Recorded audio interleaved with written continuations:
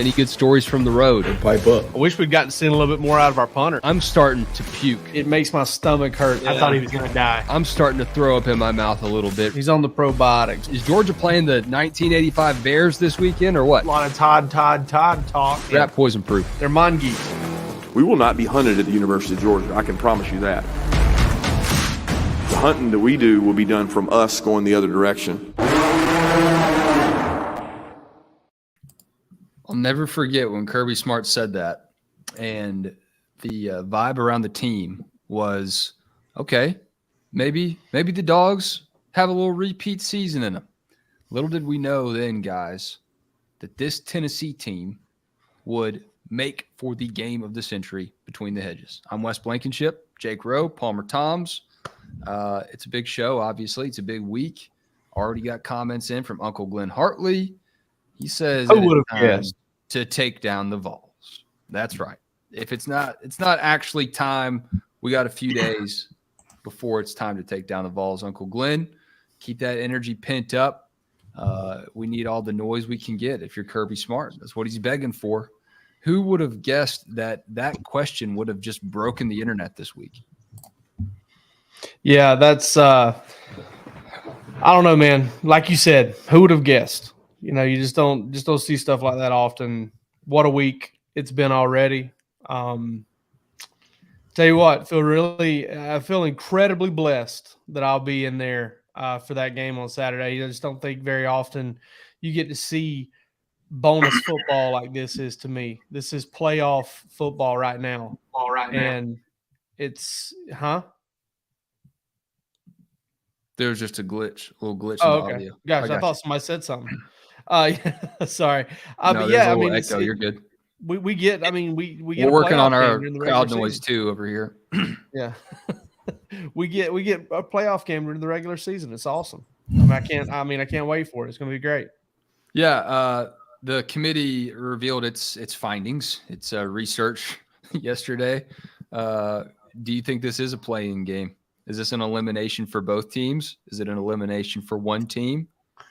It's an SEC championship game elimination, that's for sure, because I do not see either of these teams losing twice down the stretch of the regular season. So the winner of this game, in all likelihood, headed to Atlanta to represent the East, and the loser of this game, probably just as big of a fan of the winner as that winner's fan base is, because let's just hypothetically say the winner of this game goes into Atlanta and plays a one-loss Alabama. You don't want a one-loss Alabama, a one-loss East champion, and a one-loss second-place team in the East, because in all likelihood you're not getting three teams into the playoff from the SEC. But chaos is always an option. Chaos is fun. Chaos is whatever. Loser of this game needs chaos anyway. Tennessee less so than Georgia. Tennessee's got a resume right now. I mean, whether you like it or not, I don't care. Tennessee loses this game, they're 2-1 versus the top 10 this year. Georgia loses this game, it's 1-1 versus the top 10 this year. Georgia doesn't have any get-back games. Tennessee doesn't either, but it has them coming in. And so Georgia's just the way the timing of the schedule set up this year. I mean, it doesn't matter if Kentucky climbs in next week or this week or next week. Georgia's going to knock them right back out if it wants to do what it wants to do, make them a 4-loss team. So that's just where it kind of goes for Georgia right now. And fortunately, this is the year that Oregon was on the schedule. Can you imagine if this would have happened next year? Kind of so much of the schedule fell flat, but not all of the schedule fell flat, because that creamsicle orange, a little bit darker than that maybe, is going to roll into Athens this week as the number one team in the country. I had a feeling that was going to be the case. It felt too much like Georgia 2017 for weeks now, for 3 or 4 weeks. Well, I went back and listened, and you thought it would be 1 versus 2, and in the AP poll, I did. I did too. Like yeah, and I think the College Football Playoff Committee is bananas for not doing it, because it's going to work itself out. It's going to change. I mean, I guess we can talk about how there's some integrity to it now, and maybe that's the reason they did it. If this game was on ESPN, I bet you it would be. Well, that's some tinfoil hat stuff out of Palmer.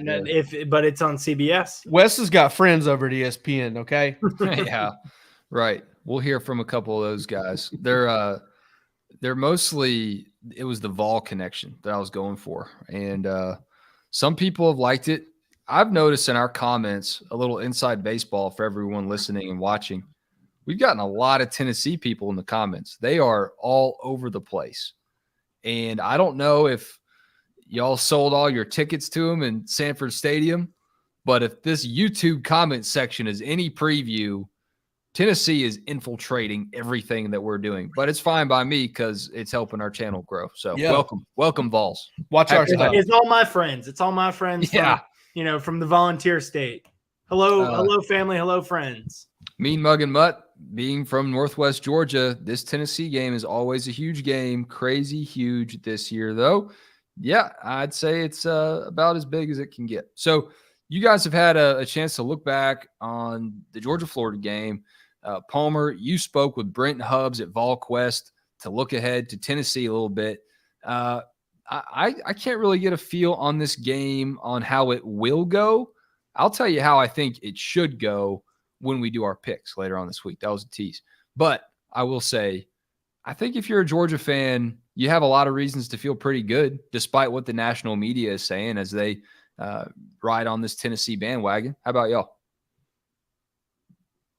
Yeah, I'll take it. I do feel pretty good if I'm Georgia because just of how balanced this team is. I think that when you look at Tennessee, and yes, some of the stats are a little skewed based on the way that games have played out, but they are very heavy on the offensive side of the football and not so heavy on the defensive side of the football.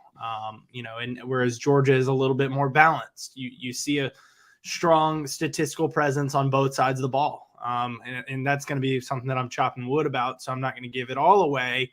But I have been impressed just going through looking at the statistics of this game, just how close and how good this game is on paper. It's certainly one that I'm excited to see play out. And I think that, like you've said, Wes, I'm not sure how it's going to play out. There are a lot of different ways that this game could play out. I think Todd Monken probably needs to be good for 30 points because, at least because I just have a hard time seeing this Tennessee offense being kept under that.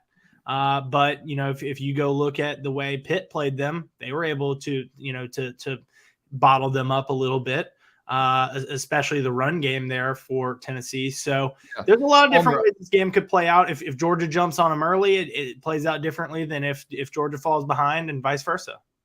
You spoke with Brent Hubbs at Volquest, our On3 Tennessee site. He actually hit on that same topic, so that set me up perfectly. Let's listen to Brent Hubbs from the Volquest conversation with Palmer. The team that defended them the best was Pittsburgh early in the year. Hooker did not play particularly well, particularly at the start of that game. He was high with the football, had a couple of mechanical things that didn't go well. Tennessee turned it over, and again, Tennessee couldn't run the football.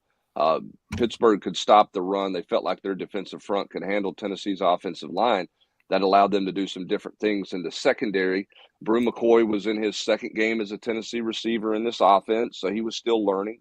And Jalen Hyatt hadn't really taken off yet. So that was a different Tennessee offense in week 2. But that was that's the team that slowed Tennessee down the most. And again, I go back to the stat. 91 yards rushing. Tennessee's best runner that day was Hendon Hooker. Yeah, that's one of my keys, I think. If there's like a key to the game segment, old school newspaper deal, Wes's keys to the game, I'd say, look, just based on the stats, you hold Tennessee under 100 yards rushing. Bama kept them around that ballpark. Kentucky did too. But if Georgia's defense can live up to what they've been doing all year long, I think Georgia's got a shot to check that box off. Yeah, and it's one of those things, Wes, where Georgia's defensive line, I remember talking to Trey Scott years ago, 2017, I'm pretty sure, and he talked about, and I've found it fascinating since because you just don't hear it a whole lot. And he said that, they attack things as a defensive line like offensive lines often attack defensive lines, which means they want to wear them down. Now, I know Tennessee does that tempo and things like that, but, Tennessee has been able to manufacture a little bit on the ground all year long. And when it hasn't, I don't think it's been because teams have just been able to just hit them in the mouth and knock them straight back into the backfield. I think it's because, they maybe are not executing as well because they have that pass game to kind of lean on and create space. And it's a run game that, in my opinion, is good, but I think could be could be significantly better because you look at the space that those guys have to deal with, and Tennessee's not averaging 5 yards a carry. But I really think I agree with you 100%. I think that's a massive matchup in this game because, if Georgia goes in and let's say Georgia gives up its average yards per game, which I think is just a little under 90, maybe it's 83 or something like that. I tell you what, the experts might be looking pretty good in terms of that over under because that total started at 56.5, and I think it's all the way up to 66 now. Yeah. Everybody's talking about 40s to 40s here. If Georgia holds Tennessee under, 90 yards rushing, I don't think Tennessee scores more than 28-31 maybe. Georgia's given up 85.38 yards per game on the ground. Thanks for everyone tuning in. Go ahead and hit subscribe. Appreciate the listeners, appreciate the viewers, the live ones, the replay ones. We love all of you. What'd y'all make of the spread and the way it came out on Saturday night? Kirk Herbstreit, Chris Fowler were a little surprised by it. It's still up there, I think, a bigger number than people might expect, around 8 points last I checked. Yeah, that seems high. Especially the number 3 team playing the number 1 team, right? That seems a little high, but tell you what, man, Las Vegas is going to take a bath right now if Tennessee wins this football game. According to Vegas Insider. Vegas Insider says 94% of the money, of the against the spread money, whether you got it at 12.5 all the way down to 8, somewhere in between there. If you're betting that game, 94% of the money is on Tennessee right now. And that sounds like a lot.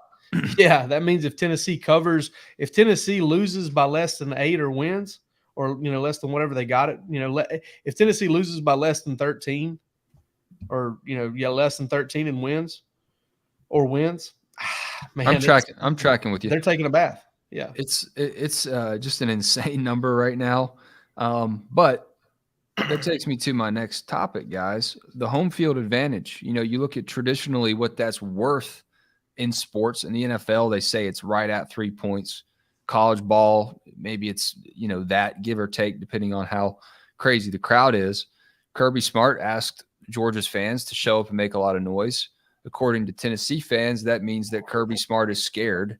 I think, he's an idiot if he doesn't twist that dial. You've got a baked-in advantage that Tennessee doesn't have. Tweak them up. Yeah, I mean, and he did it last year for Arkansas too, especially with that being an earlier kickoff than this one. That was a noon kick. He asked him, hey, show up early, show up, be loud. He said this one he wants them showing up earlier and even louder.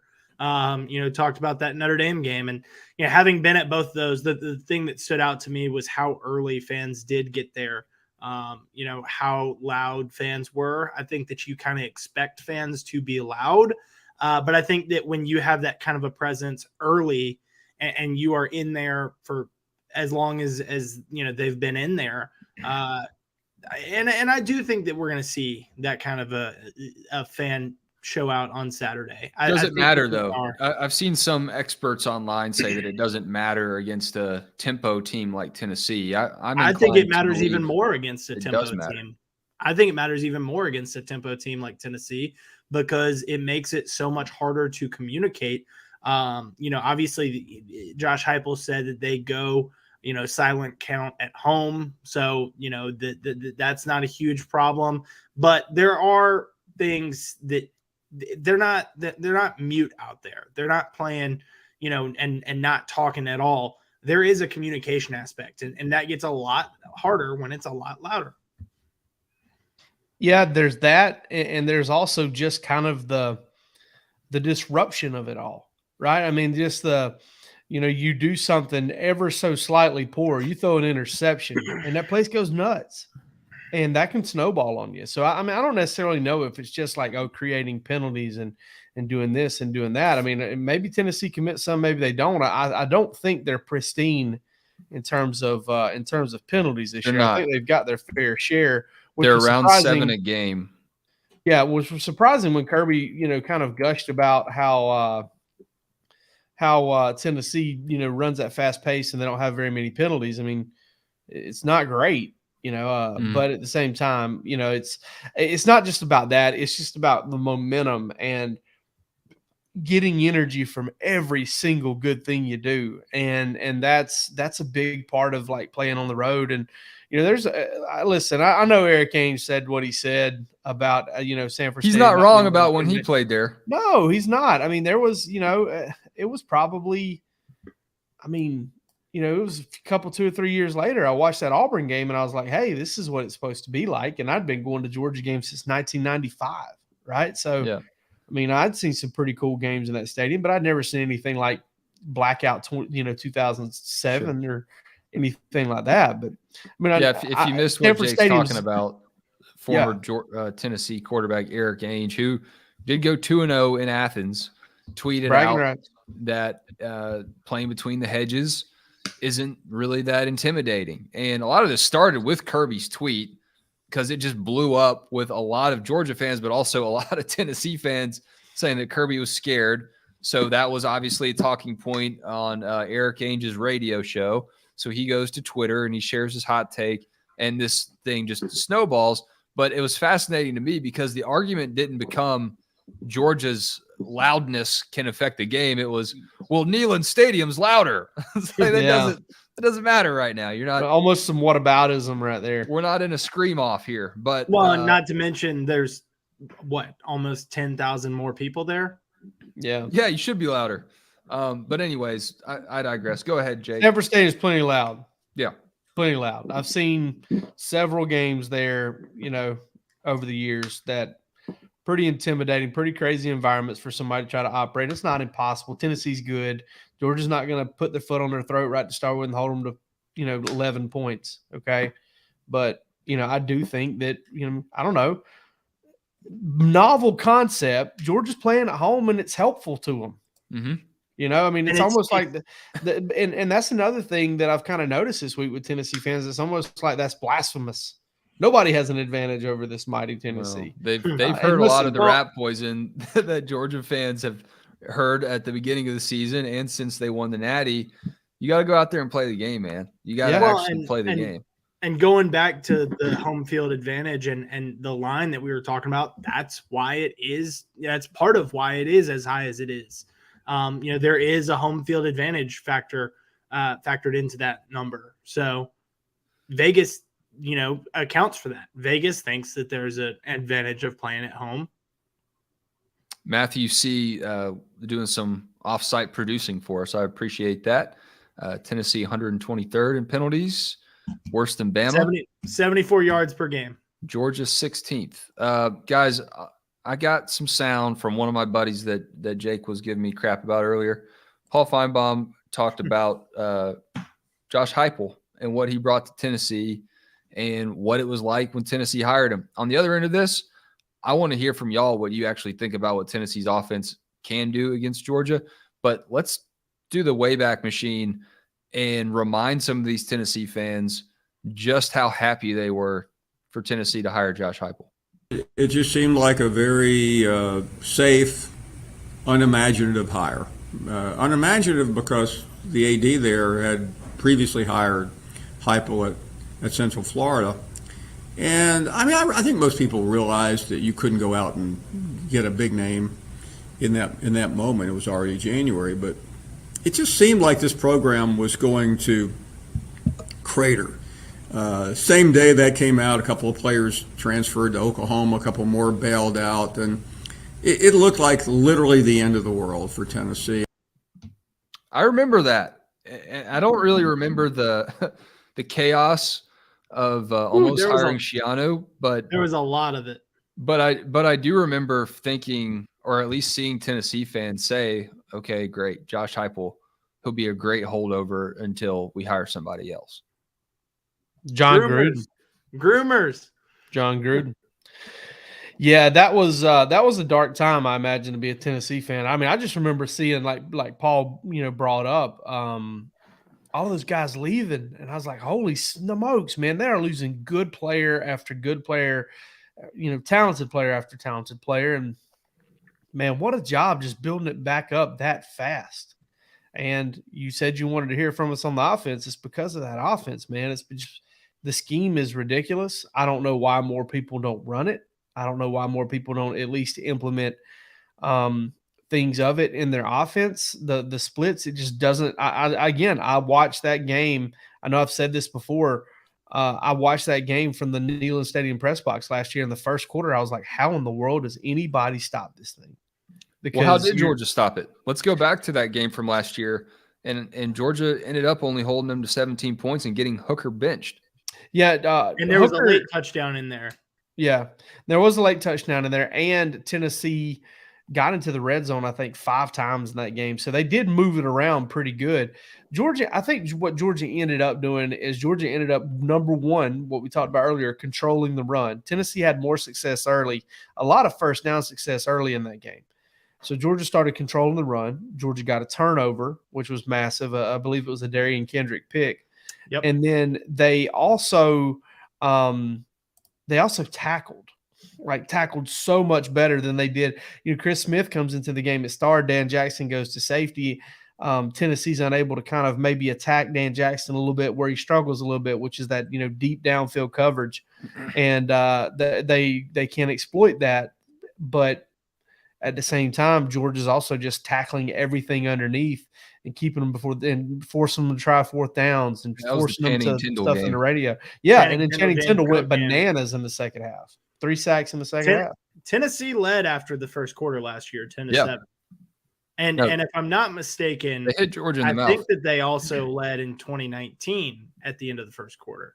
Maybe that one was tied. They're all kind of blending together. There are a lot of dog stompings in there that I just trying to think. I mean, the COVID year, Pruitt had the funky checkerboard mask gator on his head.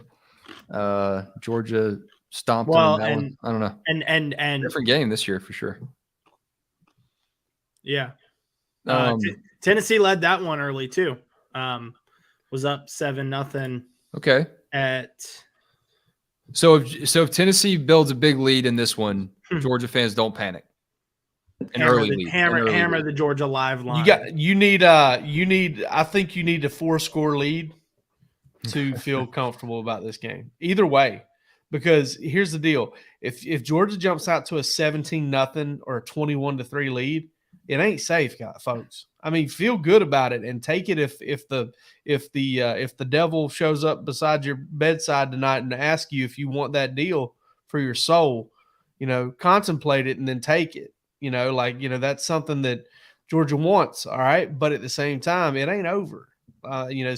Maybe with like 10 minutes left in the game, 8 minutes left in the game, if you've got an 18-point lead or something like that, you feel pretty good about it. But Tennessee's going to keep coming. They go fast. And I feel the same way about Georgia.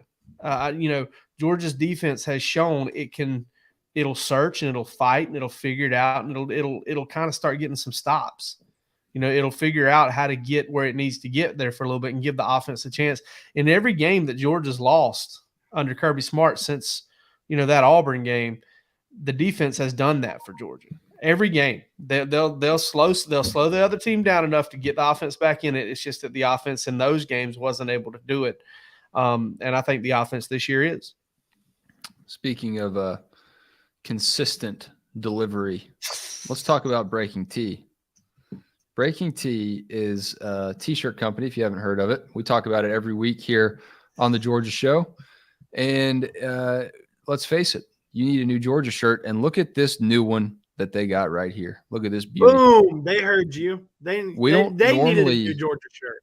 We don't normally get political here, but this is a campaign statement. Bennett, Bowers, 22. What else could you want? The link to Breaking Tea is in the link. Is in the episode description of this show. There are other options there too if you're not keen on that one. But we invite you to go check it out because we like Breaking Tees and we like the people at Breaking Tees. Guys, I think there's one thing that's really getting under the skin of some of the fans on our message board. $1 for a year, DawgsHQ.com. And it's interesting to me that some Georgia fans are a little annoyed. They're a little aggravated with the hype that Tennessee's getting. And Georgia fans are saying, what the hell, bro? Why didn't we get any of this? My theory is that the Dogs have been knocking on the door for a while. So it's not really that big of a surprise. And Tennessee's more of a silver bullet. And their highlights are sexier when you watch them on SportsCenter because in the time that it takes Brock Bowers to ramble down the field, even though he's really fast, you can probably fit like 4 Hendon Hooker touchdown dimes in a highlight package. Am I losing my mind here, or is Tennessee just a little overhyped just because of that offense? Jake? I'm going to say no. I like Tennessee. I think Tennessee's good. When I say I like Tennessee, I'm not saying I'm a fan. I'm saying that I like watching them play, and I think they've got a little something going. I think they've got some lightning in a bottle. I mean, can Georgia, break out the big, thick rubber gloves that they use at Georgia Power and contain that lightning, for 4 quarters? I don't know. Where I thought you were going with that, but I'm glad you landed the plane there.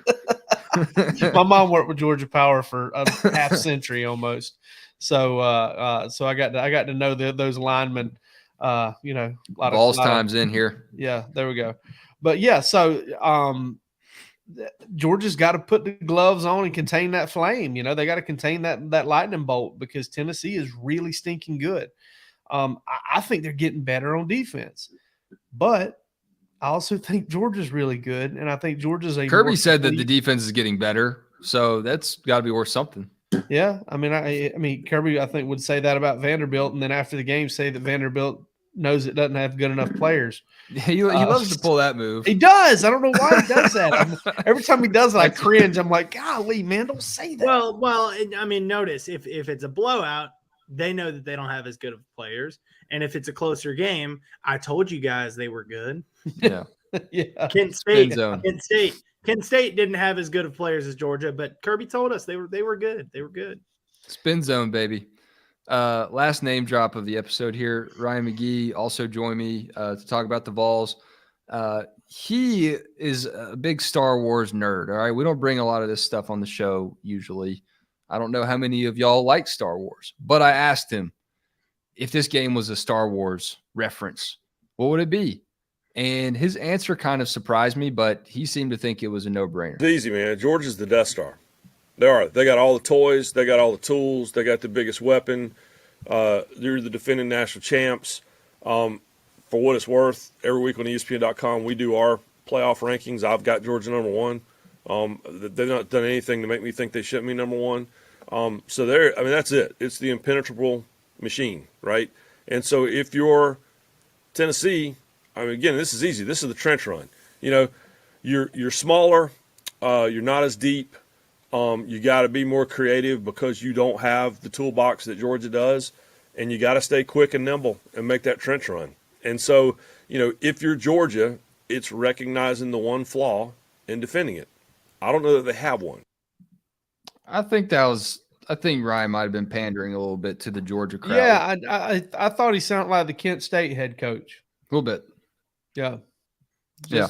I mean, I know Ryan's not going to be calling plays on Saturday, so it's not really the same thing. But yeah, I thought it sounded a lot like. By the way, you'll talk about Kent State one more time. Coaching tree from the same one as Josh Heupel. Kent State ran a very similar offense to Tennessee. Put that one in your back pocket. Okay. Significant, perhaps. It's going to win Georgia the game. Let's chop some wood, guys. Palmer, you said you already had one. You kind of teased us a little bit earlier, so don't hold back. All right, I'm pulling up my notes here because I want to make sure that I'm right on this. So, did some digging. A lot of talk. Who do I need to find a picture of? Georgia offense. So I'll Google that. Georgia offense. A lot of talk this week about Tennessee's offense, and rightfully so. near the top of the country, at the top of the country in almost every category, but Georgia's right there behind them. And, to me, I think the one thing that we talked about, the highlight plays of Tennessee's offense and the sexiness of, throwing it deep and the, quickness that they score with and the tempo, and that's all good and fun. But, to me, I look at the big plays, the explosiveness here. And because CFB stats does not have 15 plus, you got to go with 20 plus plays of 20 plus yards this season. These two teams are tied with 54 each. Tennessee has 40 passing. Georgia has 39 passing. So it's pretty close. If you narrow that down to just Power 5 opponents, Georgia has 44. Tennessee has 29, 31-21 in terms of passing, with UGA having the advantage. This game is a lot closer. These offenses are a lot closer than people want it to seem. And these defenses are not as close as people want it to seem, in my eyes. So I do think that, and I said this on the board earlier, and Wes, I appreciated the shout out. I heard you talking with JD Piquel. Oh yeah, JD Pickle. Yeah, I heard you talking with him, and I heard the shout out for what I said on the board here. But the reason to me that this game isn't like the 2019 SEC championship game, where Georgia was going up against an incredibly explosive offense, a high-powered group that LSU had there, Georgia has the offense to hang with this team. I don't know that they have the offense to hang with the 2019 LSU. I don't think that this Tennessee offense is 2019 LSU, but I think that they do have the offense that can hang with a 2022 Tennessee team, and I think that they also have a defense that can slow them down too. Comment section's getting hot. So I'm chopping wood about stats. Okay. You brought your stat axe tonight, that's for sure. Jake, what you got? All right, listen. I believe it's in the movie Gladiator when doesn't he scream at the beginning like "Release the hounds"? He yells a lot throughout. Yeah, the whole he film. does. All right, so listen. Georgia needs to have its dog treat. Georgia needs to have its smoky treats ready, dude, because I'm chopping wood on the old school blitz, the old school football blitz, because I was thinking about it today. And listen, I don't have a stone cold lock of the century for you. I wish we had that sound effect though. Yeah, right. Well, they used to do it on the Russillo and Van Pelt show. Yeah, Stone Cold Lock of the Century of the Week. They did Meatball from Aqua Teen Hunger Force. That's right. So funny.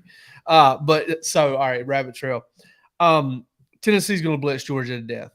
I was going back through and watching kind of what Tennessee did at times against Alabama and what they did at times against Kentucky. Florida. Especially once Anthony Richardson kind of got it rolling a little bit. They were like, hey, let's just come after him. Tennessee's going to come after Stetson Bennett a lot like Missouri did. Now, if Georgia handles that the way they did in the fourth quarter against Missouri, Georgia's going to be fine. If Georgia handles it like it did the first three quarters of that game, it's not going to be fine. Georgia's O-line hasn't looked like that since that game, though, I will say. Absolutely not. They put that one behind them. And, you want to talk about one of the things that we haven't really gotten into, we got into the whole home field advantage thing for the defense. Home field advantage is massive for the offense as well because it's quiet. And if you want to use a snap count, you can use a snap count, and that offensive line gets just that ever so slightly. Palmer, you know what I'm talking about. When you know the snap count, there's just that ever so slight be able to come off the ball as an offensive lineman. Twitchiness. Yeah. Well, no, not just that. It's just that when the quarterback's cadence and when he's coming, and you can get a jump on the D line. You can get the pass set, or you can come straight off. You're holding all the cards. Yeah, you know what's going on, and that's something that you get the benefit of at home that you don't on the road. So that's something that I also think Georgia can take advantage of. But yeah, I think Georgia needs to be able to run the ball, to keep that Tennessee pass rush at bay, because they're pretty good at getting to the quarterback, but they can affect the quarterback really well with blitzes and overloads and things of that nature. And I think they're going to heat Stetson Bennett up. So chopping wood on the good old-fashioned blitz. I mean, look at how successful that game was for 3-point whatever quarters for Mizzou. And someone shared a clip from Jordan Rogers, who incidentally covered that game. I don't know if that's the only Georgia game he watched, but he brought up, look, Georgia's not getting a lot of separation from its players on the perimeter. Brock Bowers and Darnell Washington are doing a good job, but Stetson Bennett is creating a lot of things. You neutralize Stetson Bennett. That's what Tennessee wants to do. It's going to be even more difficult for guys to get open. So that makes sense, and I understand why you chop wood about it, Jake. Here's what I'm chopping wood about. I'm chopping wood about a guy we haven't talked about yet in the show, but he's the story, I think, of the game, and it is Nolan Smith. And hearing Kirby Smart talk about Nolan's continued presence on the team, it didn't surprise me because I know how important that is for Nolan Smith, but it did kind of make me go, whoa, made me raise my eyebrows a little bit. And it's just not common, I don't think, or if it is, we don't hear about it when guys are depended on to be leaders like Nolan has been since he started playing at Georgia and really got meaningful snaps. To hear that he's still out with the team, bringing the juice, coaching them up on the field. I don't know how you measure that, but I'm interested to see how Georgia's defense turns it into production on the field. And it just, look, if you don't love Nolan Smith, if you don't think he's a DGD, you just haven't been paying attention, man. He took a while to get warmed up, to really be a player, really be a baller, decided to come back this season. And what more could you want from the guy? He's still giving you everything he's got. And I think if you're a Georgia fan, you got to love that. That's really cool. No doubt about it, man. Definitely a special football player. I'm not sitting here saying he's elite or he's going to be a top draft choice. I don't know. I don't know who's going to fall in love with him, but I know as far as, an old soul for a kid, for a young kid like that, and going to be successful no matter what he does. He's an impressive dude. Who replaces him on Saturday? Is it by committee? Well, I'm of the opinion that no one can really replace him. Yeah, no one on the roster, I don't think. I think you do it by committee. You got to rely on Robert Beal to bite off a big chunk. You got to rely on Chaz Chambliss to be able to come in there and play the run. Although, is he healthy? Yeah, I think he's going to have to be. He's going to be healthy enough to give him some snaps. I will say this: there was a lot of beating up on Chaz Chambliss after that game, after that Florida game, and he missed a couple tackles on the edge. So did Jamon Dumas-Johnson. Yeah. So did Javon Bullard. Anthony Richardson. So did Robert Beal. Anthony Richardson's a tough guy to tackle.